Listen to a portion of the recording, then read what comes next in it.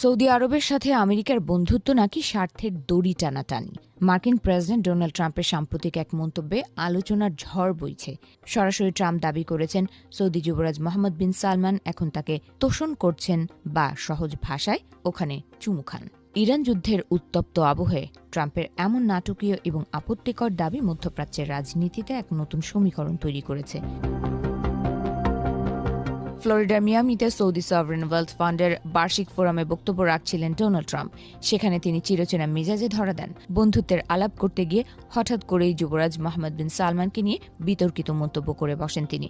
ট্রাম্পের দাবি, পরিস্থিতি এখন এমন পর্যায়ে এসে পৌঁছেছে যে সৌদি যুবরাজকে এখন তার প্রতি নমনীয় হতে হচ্ছে।